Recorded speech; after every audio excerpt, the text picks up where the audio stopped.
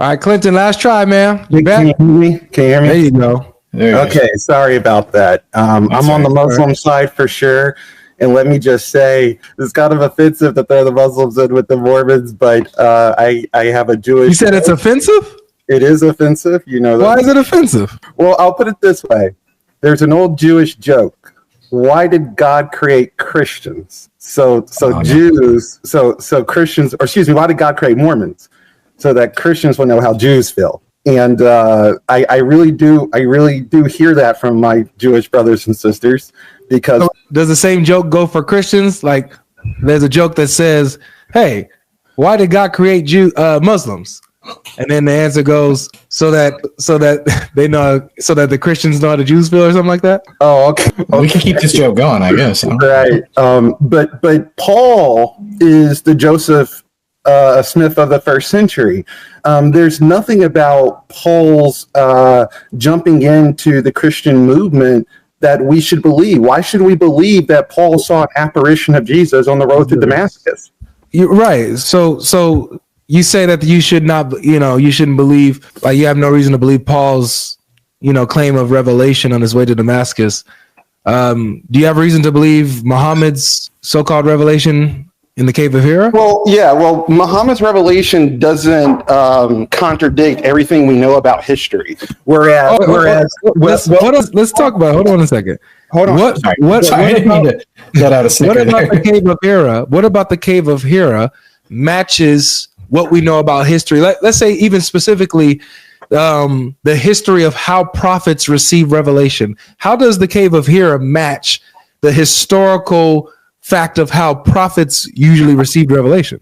I don't know. I mean, Moses went up upon Mount Sinai and received the revelation from God. Did he get choked out? Did he get choked out? Mm. Well, I mean, Jacob is wrestling with an angel. Yeah, but did Jacob get choked out? Did he think it was a demon that he was wrestling with? Did he feel suicidal afterwards? I don't know if he felt. No, Jacob did not feel suicidal. So historically, we never see prophets feel suicidal or oppressed by the messenger that God sends, or even God himself. Yet we see Muhammad in this cave, supposedly gets this revelation and feels oppressed, comes out with his neck twitching in fear, to his wife to say, cover me, and wants to commit suicide after. Are you saying depressed or oppressed? Oppressed. And both, actually. If you're thinking about, okay. But yeah, in the Hebrew Bible, you see all the time that when prophets encounter the angel of the Lord, that they are in gruesome fear of the angel of the Lord. And what happens when they see him and they're startled? How does the angel of the Lord respond to their fear? Does he continue to oppress them and increase their fear, or does he comfort them and tell them, fear not? Well, it depends on which verse. I mean, the angel of the Lord interacts. Show me any verse where the angel of the Lord increased their fear, where he oppressed them. I don't know. Well, I don't know if he increases necessarily their fear, but I don't know if he necessarily always relieves it. There's never a time where the angel of the Lord appears and he oppresses the person he comes to. Never. There's never a time where he oppresses them. But we have Muhammad in the cave of Hira who gets oppressed by this spirit entity. Well, so the question is, does that match the history of the prophets? What do you mean by oppressed? Because being in fear, is that what you mean by oppressed? No, not simply being in fear. Because you can be in fear, but then be comforted or be reassured. But be in fear, have that fear amplified by physical attack, physical oppression, right? And continuous physical oppression. And like for what we have with Muhammad's example, we have him at the cave. A spirit comes to him, tells him to read. He can't read. Why is the spirit telling him to read if he can't read? And then when he can't read, the spirit then presses on him until he can't breathe anymore, and does this to him multiple times. The same process. So similarly, we do actually have an oppression. I'm glad that you brought that out, because when Paul, and again, I don't believe this story, but when Paul allegedly through Luke Acts encounters the risen Jesus, what happens? He hears a loud sound. He's made to go blind. He's in fear of who's talking to him, and apparently he's still blind. Where does it say he's in fear of who's talking to him? Where does it say he's afraid? When it says a loud voice like thunder. I mean, that sounds pretty frightening. But you just read that in there. Okay, so maybe he's happy that a loud voice like thunder blinded. But just Clinton, let's notice how I'm being honest with your. But that's sources. oppressive. Being blinded is oppressive. Clinton, come on, man. I'm being honest with your sources. Be honest with mine. Does it say that Paul was in fear of the person he was speaking to? Okay, I get the sense that he was in fear, but those words are not there. All right, so it doesn't say that. So that you're reading that into the text. Here's my second question. Does the person who visits Paul announce who he is? Does Jesus announce that he is the Lord? And he says, "Why are you persecuting me?" Yes. Okay. Did the spirit in the cave announce who it was? It did say it was a spirit of God. It did. Really? Can you? All right. You know, I have the hadith actually. I have the hadith, and we're gonna I'm gonna just it's kind of long, so I'm gonna just skim kind of through it. Are you going to Yeah, I'm gonna show it on the screen. And I want you to stop me when you see the part where that spirit announces itself as a messenger or angel of God, okay? I want you to stop me when you see that part. So I'm gonna pull up the hadith. Sahih Bukhari 6-9. Man, actually, hold on. I just actually had this yesterday, or the other. Was it yesterday? Yeah, it was yesterday, man. We just read this yesterday, and the only thing we do around is we just read, man. Let's see if I could go back to that reference. I just had it in my phone. 6-9. What is it, guys? 6-9. Sahih Bukhari. Man, there's too much messages here. Okay. Book 1-3, maybe? It's I'm on Sunnah.com, so I go by these numbers. It's 6-9 something. I just need a reminder of what that hadith is. I just hit my people up. They'll send it to me real soon. Me so pale. Let's see. So 6-9-82. Okay, go ahead. 6-9-82. There we go. All right. Let's go ahead and share my window here. Okay. So it's pretty long, like I said, but here it is, right? It talks about how Muhammad would receive dreams. Wait, right? What is the divine? Wait, it's right there. I mean, what is that first one? Scroll up a little bit more. It says the commencement of divine inspiration to Allah's messenger. And I know that you know this, but messengers are in the English, the anglicized Angelos. We don't got to do all that. This is talking about Muhammad and how he received revelation. So what about? So remember what I'm asking for. Do you remember what I'm asking for? You asked. Say it again. I'm asking for where the spirit who visited Muhammad announces who he is, or announces that he is from God. Okay, that's what I'm looking for. All right. Okay. Well, he doesn't announce it here. That's in that's in Surah 297. All right, which I have no reason to believe here. Well, why should I believe anything from the Book of Acts? You asked me the question. This is the point. I could give you 100 things about the Book of Acts that are believable. You could just go to my channel. I have like you don't have to believe. But this is the deflection. This is the point. This is the point, Clinton. You're accusing Paul. You bring in accusations against Paul and his revelation. Yet, if you were to have the same energy towards Islam, you would have to reject it. You have no reason to believe his experience in the cave. You asked me. Clinton, I need you to pay attention, Clinton. Pay attention. Okay. You recognize that according to the history of the prophets, Muhammad's experience in the cave is nothing like what they've experienced historically, right? Well, not nothing. It is unique. So it's nothing. It doesn't match the historicity of how prophets receive revelation, right? I said that one part where, well, actually the two parts that you mentioned, that he stayed in fear, and also at that moment the angel did not say his name. And the oppression, the physical oppression, right? Well, that's staying in fear. Well, that's how okay. So the adding unto his fear, physically attacking him, and not announcing that he's from God or who he is. This is completely unproper, right? I granted the two of those aspects are, but the attacking, I actually analogized to the wrestling with Jacob. So hold on a second. Does it say that the angel of the Lord attacked Jacob, or does it say that Jacob attacked the angel, meaning Jacob is the one who took hold of the angel while the angel was trying to get him off? Well, they wrestled, and then the angel would actually not. What was the source of the wrestling? Was it that the angel came and attacked Jacob, or was it that Jacob grabbed hold of the angel when the angel was about to leave? Right. So, okay. Well, okay, I disagree with you. Yeah. All right. So it wasn't that the angel attacked Jacob like we see this spirit attacks Muhammad, right? So it's a little different, yes. No, that's not a little different. It's completely different. We have the angel being attacked by Jacob. We have the angel being attacked by Jacob. We have the spirit of Muhammad being attacked by this spirit. Completely different. But they are wrestling each other. No, do you see any wrestling going on here in the cave? Well, nobody died. Wrestling this spirit, or is he getting dog walked? Well, but did you die? Jacob found that he could not overcome the angel. Clinton, why do you have an empty tomb for I'm kind of confused. Well, that has something to do about Paul's belief in the empty tomb, or if it is empty or not. But that's a side question. So Logic, I will grant you your point. We differ a little bit on maybe the edges, but I do grant that Muhammad's visitation is unique. And that's also because Muhammad it doesn't match historically. It doesn't match historically, so therefore you should reject Muhammad.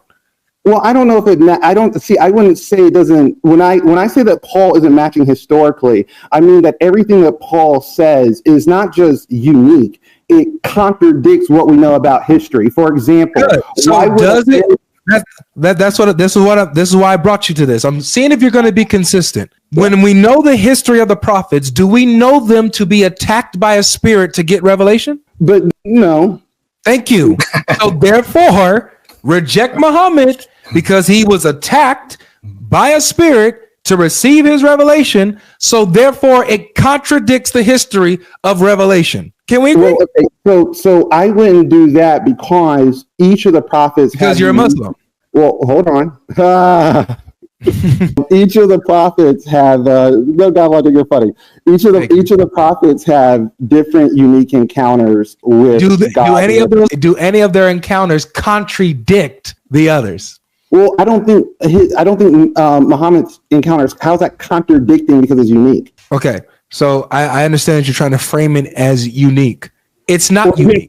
If you don't I'll say it again. When you have prophets, they never think that they're demon possessed after an experience with God, do they? I cannot think of someone thinking that they were possessed by the demon. The answer is no. How about suicidal?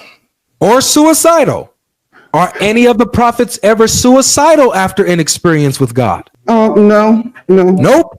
So we see Muhammad is suicidal after his experience in the cave, and he is oppressed in his experience in the cave. So this experience contradicts the historicity of revelation with the prophets, right? I would not phrase that way, but I know you would. You're Muslim. Well, again, I would just say that. Okay, hold on.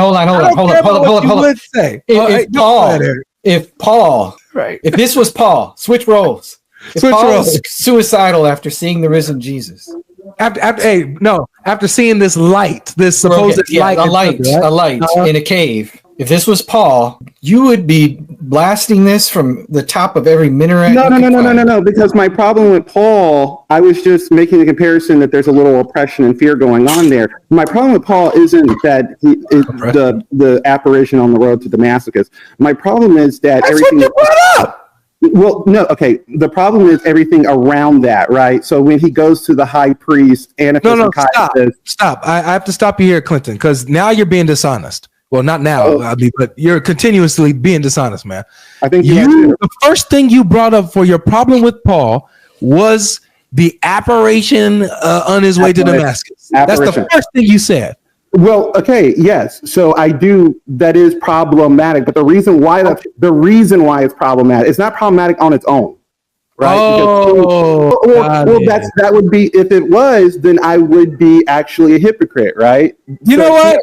Say that again. If the apparition of Jesus on the road to Damascus was problematic alone, then I would be a hypocrite. But that's not my argument. Got it. Okay. You guys cut me off. I don't believe in his apparition, but the reason why I don't believe in his apparition is because all the context clues around it don't make sense. For example, when Paul goes to Caiaphas and Annas, the high priest, this is already a mismatch. We are told by Paul that he's a Pharisee of Pharisees. Well, why would a Pharisee of Pharisees be working for the high priest, who's a Sadducee of Sadducees, and the Pharisees and the Sadducees are essentially at war? Clinton, that's not hard. That's not hard. Okay, that's not hard at all. Like, that's not hard. Why would a Spurs fan and a Golden State fan root against the Lakers if they were in the playoffs? That's not even a compromise. Okay, I'm just saying, like, an enemy of an enemy is my friend. Okay, they would be more than happy to do that. The high priest did irregular things all the time. They did irregular things with the trial with Jesus and the way they did that.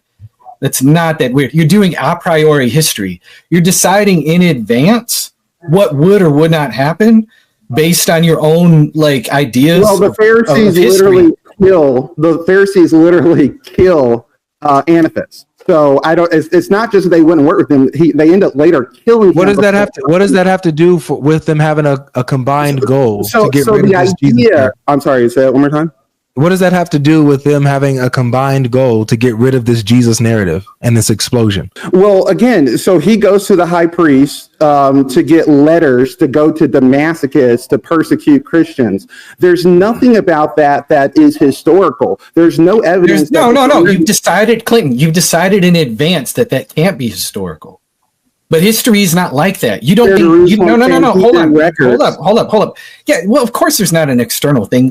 So many different historical records that we have are from a single source. If we just threw out everything that we thought doesn't quite jive, and if we threw out everything that we just decide in advance is unlikely, then we wouldn't know a whole lot about it. It's unlikely. There's literally not a single reference in all of the historical texts that we have of the functional Sanhedrin in Jerusalem of an extra-regional extradition, especially under the Roman occupation. What does that got to do with anything? But Clinton, you're arguing from silence.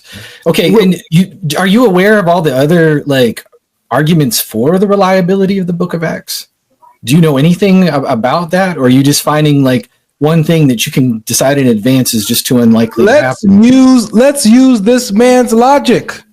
Do we have anything? Do we have anything in Egypt or Egyptologists? Do we have anything in their sources or history, Eric, that mention crucifixion? We do not.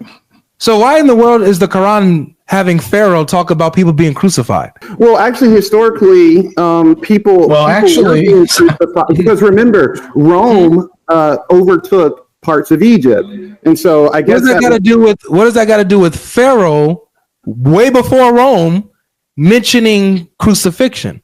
Well, crucifixions, although they would come to be known as a uniquely Roman execution, they actually started well before. Do you have any evidence within Egypt and their sources that they were performing crucifixions? Not in Egypt, but in North Africa. Oh, so you don't have anything? You have nothing in Egypt claiming that the pharaohs were performing or ordering crucifixions, yet you have Muhammad talking about that the pharaoh was issuing out crucifixions when historically we have no accounts of that even existing at that time. So Muhammad must be a false prophet. Do you know that we don't have, or do you just simply not know? Because I don't know. I don't know. I know that we don't have nothing in Sanhedrin. There's nothing. Saying that. There's nothing. We know that the Persians. We know that the Persians are the ones that came up. I'm going to follow up with an email. With this one because this is different. I'm willing to say. It's different. Well, in the sense that I'm willing to say that I don't know that if in the Egyptian case, if there were specifically Roman-style crucifixions happening during the time of Pharaoh that Muhammad. And when you find that there wasn't, then Muhammad's a false prophet for being anti-historical, right? It will definitely deal a blow. No doubts. You're a kafir. Get the heck out of my house. That's right. I'm a what?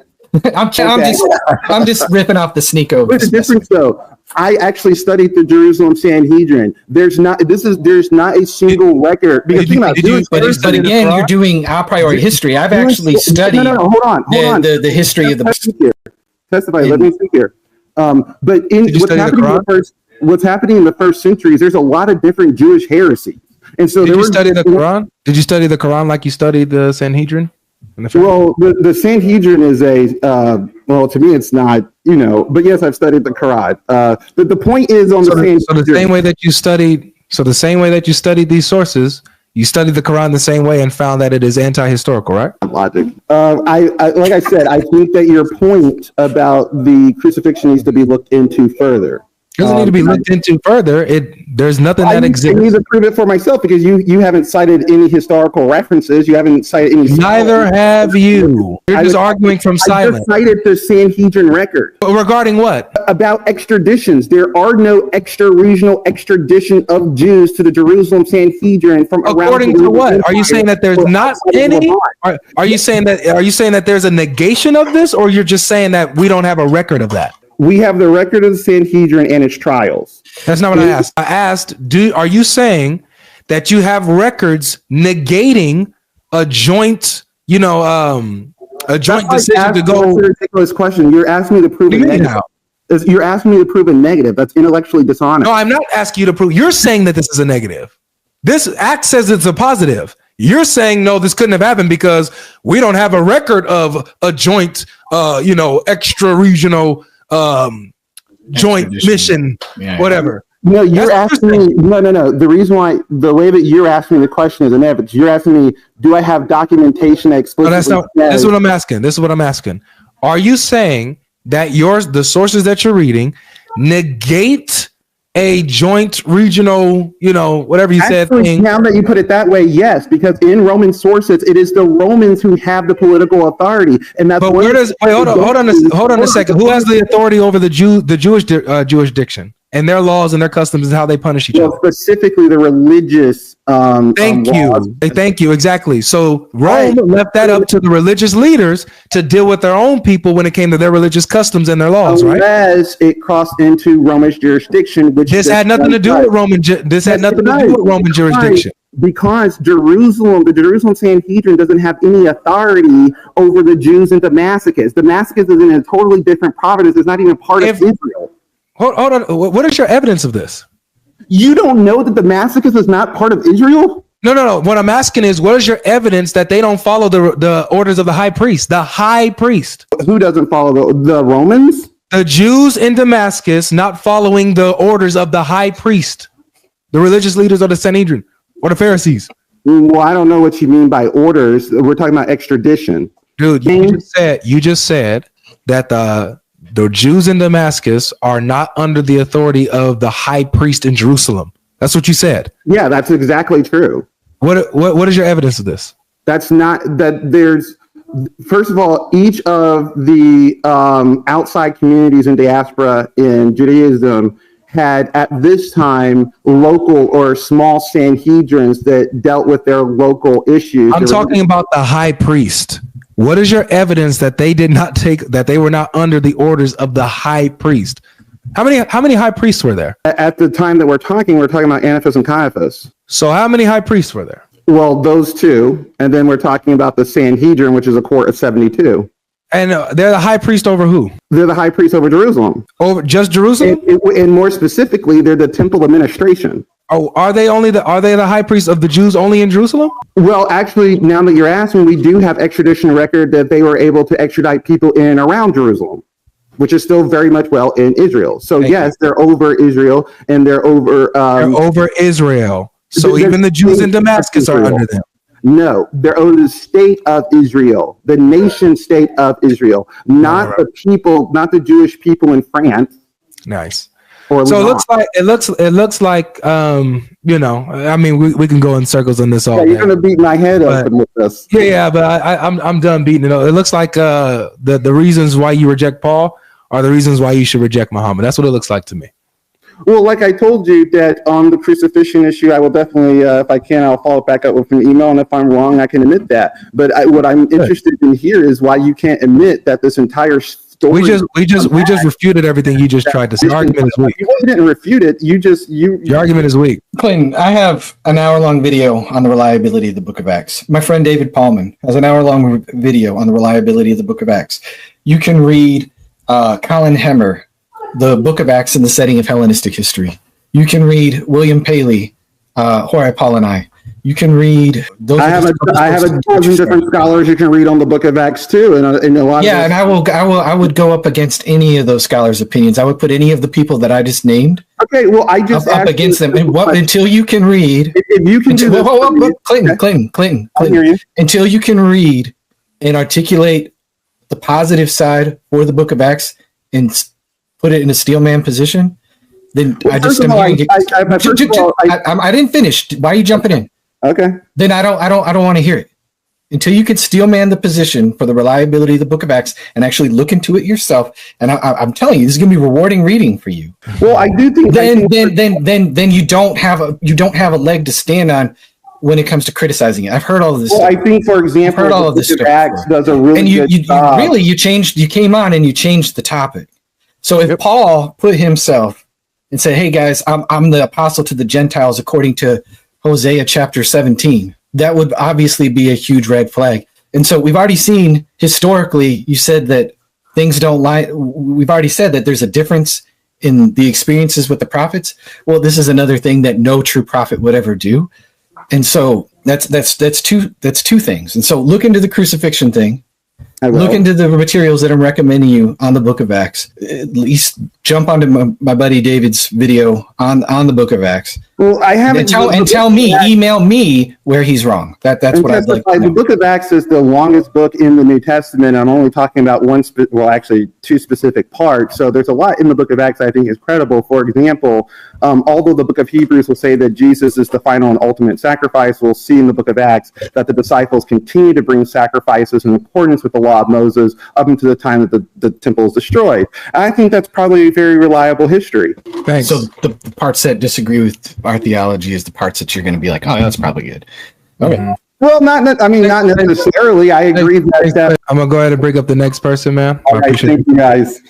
Yep. Good talking to you, man.